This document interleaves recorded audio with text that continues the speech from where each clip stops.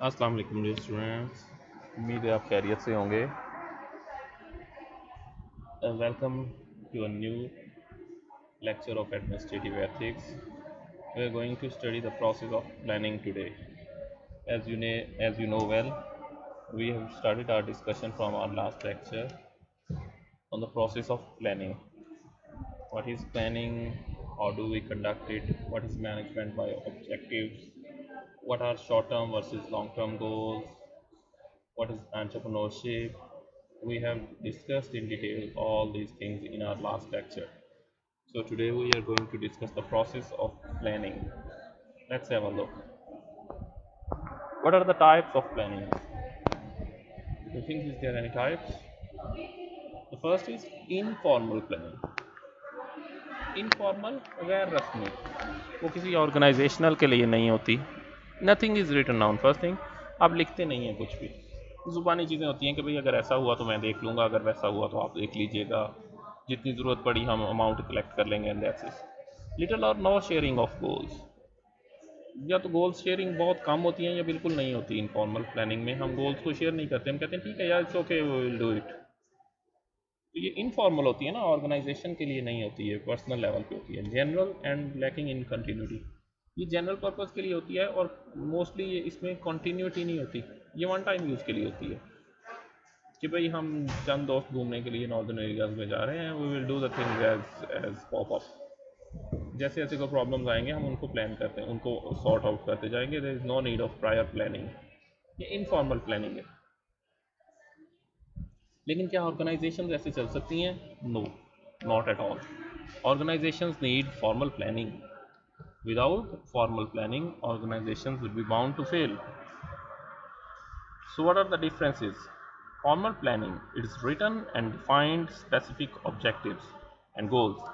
अब इसमें देखें, ये रिटर्न होती है, क्लियर होती है, प्लान्स बड़े क्लियरली कम्युनिकेटेड होते हैं, और फिर स्पेसिफिक गोल्स होते हैं. इनके चीज़ें बड़ी क्लियरली कन्वे कर चुके होते हैं हम कि भाई क्या करना है और कैसे करना है, कौन इसका जिम्मेदार है, अगर फेलियर आएगा तो कौन, who will be held responsible for failure, who will be credited for success. Then specific action programs exist to achieve goals. हमने जो गोल्स डिसाइड किए होते हैं उन गोल्स को अचीव करने के लिए हमारे पास एक्शन प्रोग्राम्स बड़े क्लियर होते हैं. हम क्लियरली कम्युनिकेट करते हैं what are our action plans. Developing plans. How do managers plan? Basically कि मैनेजर्स किस तरह प्लान करते हैं, इसकी क्या अप्रोचेज हैं. सबसे पहले क्या है, ट्रेडिशनल एक अप्रोच है जिसको हम टॉप डाउन अप्रोच भी कहते हैं. टॉप डाउन मतलब कि टॉप पे मैनेजमेंट जो है वो प्लानिंग करती है और जो नीचे लोग हैं उनको बता दिया जाता है कि हमने ये प्लान किए हैं और आपके ये जिम्मे ये काम है, आपने इनको करना है. तो ट्रेडिशनल क्या है, टॉप डाउन अप्रोच है. Planning is done at top bye top management.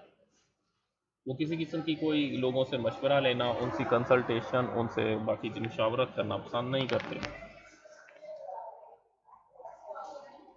इसके अलावा फॉर्मल प्लानिंग डिपार्टमेंट होता है where specialist who sole responsibility is to help to write organisational plan. एक ऑर्गेनाइजेशनल प्लान्स लिखने के लिए हमारे पास एक डिपार्टमेंट होता है जिनके अंदर जो स्पेशलिस्ट काम कर रहे होते हैं, उनके जिम्मे सिर्फ यही काम होता है कि वो प्लान्स बनाएं. एग्जीक्यूशन की जिम्मेदारी उन पर नहीं होती. वो प्लान्स बनाते हैं और लोगों को दे देते हैं, that's it. Then comes inclusive approach. Inclusion, लोगों को शामिल करना. Employees at each level develop plans suited to their needs. Lower level के एम्प्लॉयज़ जो हैं वो अपनी अकॉर्डिंग टू सिचुएशन प्लान करते हैं. मिडल लेवल के मैनेजर्स अपनी प्लानिंग करते हैं. टॉप लेवल के मैनेजर्स अपनी अपनी प्लानिंग करते हैं. Employees acquire greater sense of the importance of planning when they participate in the process. देखें, अगर एम्प्लॉयज़ को या मैनेजर्स को प्लानिंग प्रोसेस के अंदर पार्टिसिपेट कराया जाएगा तो उनके अंदर एक सेंस ऑफ रिस्पॉन्सिबिलिटी आएगी कि ये ऑर्गेनाइजेशन के प्लान्स नहीं हैं, ये हमारे प्लान्स हैं और हमने इनको हर हाल में अचीव करना है. तो इंक्लूसिव अप्रोच में सब लोगों को प्लानिंग के अंदर शामिल किया जाता है. गोल्स कैसे सेट किए जाते हैं, स्टेप्स क्या होते हैं.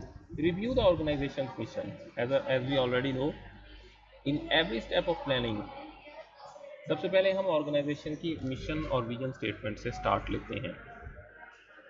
Then we evaluate available resources.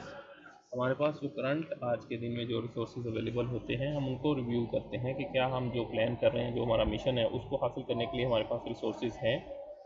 Then we determine the goals individually और विद इनपुट फ्रॉम अदर्स। फिर हम एक एक डिपार्टमेंट और उसी एक एक डिपार्टमेंट के अंदर काम करने वाले एक एक शख्स के गोल्स ओवरऑल देखते हैं और उनको हम असाइन करते हैं और उनकी इनपुट लेते हैं। should be in accordance with the organizational mission and goals in other organizational areas। अब यहाँ पे बहुत अहम बात है कि जो इंडिविजुअल गोल्स हैं वो एक ही लाइन में होने चाहिए ऑर्गेनाइजेशनल गोल्स के। आपकी जो लाइन है वो सेम होनी चाहिए, ऑर्गेनाइजेशनल गोल्स और इंडिविजुअल गोल्स एक ही लाइन में होने चाहिए। Write down the goals and communicate them to all who need to know them. उसके बाद हम गोल्स को राइट डाउन करेंगे। It must not be verbal, must be written, क्योंकि रिटर्न चीज़ चेंज नहीं होती और वर्बल चीज़ हम भूल जाते हैं, उसमें एम्बिग्विटीज होती हैं, उसमें प्रॉब्लम्स होती हैं। And then we communicate them to all who need to know them.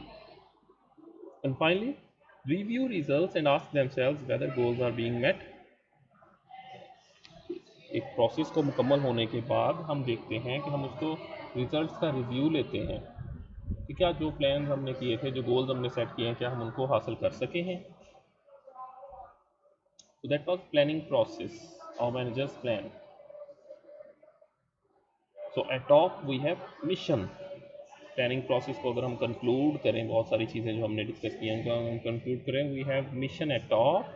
Mission क्या है? द ऑर्गेनाइजेशन पर्पस और fundamental reasons for existence. Organisation का मिशन क्या है या उसका जिंदा रहने का मकसद क्या है।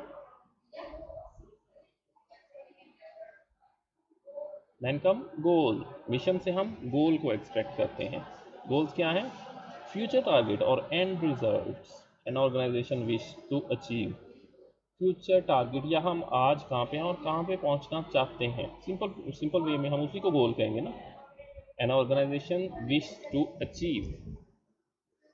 फिर वहाँ पे पहुँचने के लिए तरीकाकार क्या होगा? मीन्स, रास्ते कौन से होंगे? Means devised for attempting to reach a goal. जो जहाँ पे हम पहुँचना चाहते हैं वहाँ पे पहुँचने के लिए हमारे पास बेस्ट रास्ता कौन सा है। So let's have a look in a graphical format। I believe you have multiple times seen this slide। आपने ये स्लाइड मुख्तलिफ कोर्सेज में मुख्तलिफ स्टाइल से देखी होगी। So don't be confuse. सबसे पहले हमारे पास मिशन होता है, then we have goals, then we have plans. Mission से हम गोल्स को एक्सट्रैक्ट करते हैं और गोल्स के अंदर से हम प्लान्स को एक्सट्रैक्ट करते हैं। And then we have goal attainment.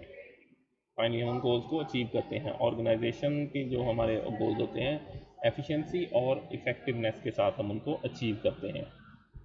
तो ऑर्गेनाइजेशनल मिशन स्टेटमेंट होती है एक मिशन, क्योंकि जब तक हमारी मिशन स्टेटमेंट क्लियर नहीं होगी, हमारे प्लान्स, हमारे गोल्स और फिर बाकी चीज़ें क्लियर नहीं होंगी, तो मिशन स्टेटमेंट क्या होती है? मस्ट बी रिटन और अनरिटन। समटाइम्स ये रिटन होती है, समटाइम्स ये अनरिटन होती है। It address customers. इसमें क्लियरली होता है कि हमारे कस्टमर्स कौन से होंगे। It address products and services. इसके अंदर बताया जाता है कि हमारी प्रोडक्ट क्या होंगी, सर्विसेज क्या होंगी, फिर लोकेशन क्या होगी। ठीक है, चीज़ों को क्लियर करना है ना। फिर टेक्नोलॉजी का क्या इस्तेमाल होगा overall. What is the concern for survival, concern for public image, concern for employees. अब देखिए ये बहुत सारी चीज़ें हैं जो ओवरऑल ब्रॉडर लेवल पे हम उनको एड्रेस करते हैं अपनी मिशन स्टेटमेंट के अंदर। जब ये चीज़ें क्लियर होती हैं तभी इससे आगे जब हम प्लान बनाने जाते हैं तो हमें पता चलता है कि हमारी ऑर्गेनाइजेशन का मकसद क्या था और हमने कौन सी चीज़ों को अचीव करना है। तो यहाँ पे for the sake of understanding and for sake of example we have put our the mission statement of KFUEIT। You can have a look. उसके बाद गोल्स, बेनिफिट्स क्या है इसके? It increases performance. जब आप लोगों को गोल सेट करके देंगे तब वो बेहतर परफॉर्म करेंगे, ओवरऑल उनकी परफॉर्मेंस में बेहतरी आएगी। लेकिन अगर गोल सेट नहीं होंगे तो वो परफॉर्म नहीं कर पाएंगे।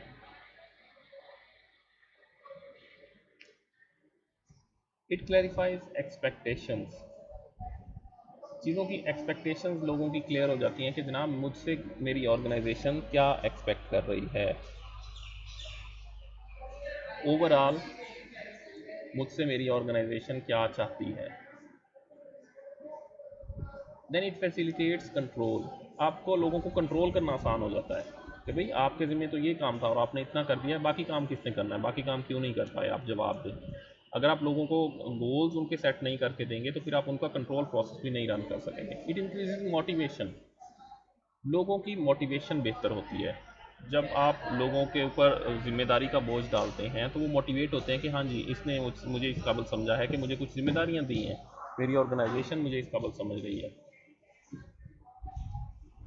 Levels of goals, top managers के लिए जो ऑर्गेनाइजेशनल पर्सपेक्टिव होता है वो उनके लिए स्ट्रेटजिक गोल्स और स्ट्रेटजिक प्लान्स होते हैं, क्योंकि वो ओवरऑल पूरी ऑर्गेनाइजेशन की सक्सेस और फेलियर के रिस्पॉन्सिबल होते हैं, तो वो पूरी ऑर्गेनाइजेशन के लिए प्लानिंग बनाते हैं।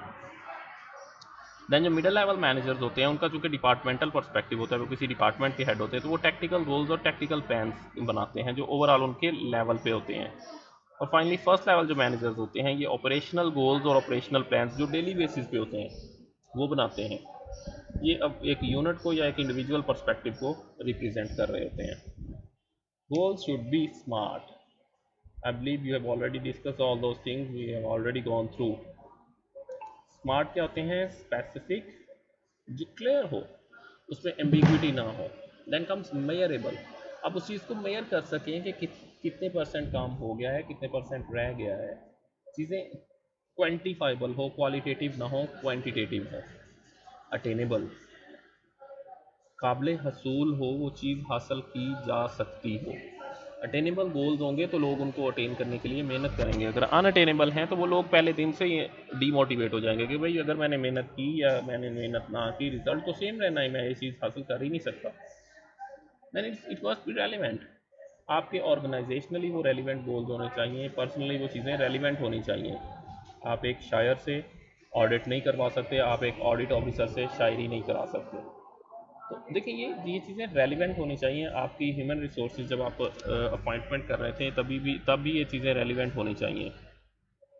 And then finally it must be time limited, जब तक आप कुछ गोल्स को टाइम लिमिट के अंदर रखेंगे तो वो लोगों के लिए क्लियर होगा कि कितना काम है, कितना टाइम है, कितना टाइम गुजर चुका है, कितना काम हो चुका है। अगर आप उसको कोई टाइम लिमिट नहीं देंगे तो वो it will be for perpetuity, ये हमेशा के लिए होगा। और लोग आप जब भी उन्हें कहेंगे वो कहेंगे जी अभी तो मुझे कुछ मज़ीद टाइम चाहिए इस काम को मुकम्मल करने के लिए। तो goals must be smart, specific, measurable, attainable, relevant and time limited. So that's all for our today's lecture. Thank you for your time and understanding. Allah Hafiz.